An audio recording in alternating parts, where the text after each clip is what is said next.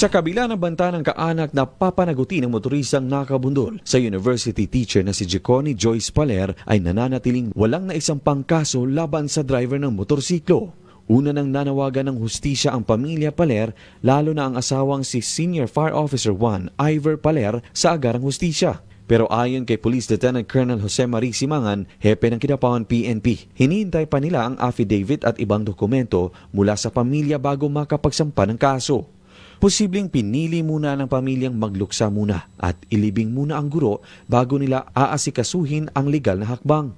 Maaring kaharapin ng sospek ang reklamong reckless imprudence resulting to homicide. Samantala naglabas ng pahayag ang kapatid ng driver ng motorsiklo na nagsabing handa silang humarap sa anumang legal na proseso at inihayag na labis na nagsisisi ang kanyang kapatid. Gayunman umani ito ng batikos mula sa netizens matapos mag-viral sa social media ang isang post na nasa hospital ang kanyang kapatid na anila tila walang bakas ng pagsisisi at inahayag din ng ilan na mas mainam anilang mismong ang motorista ang humingi ng paumanhin. Nabatid na nabundol ng motorista ang biktima habang tumatawid sa pedestrian lane sa Barangay Lanao noong nakaraang linggo. Sumailalim din sa operasyon ang driver ng motor matapos ang insidente.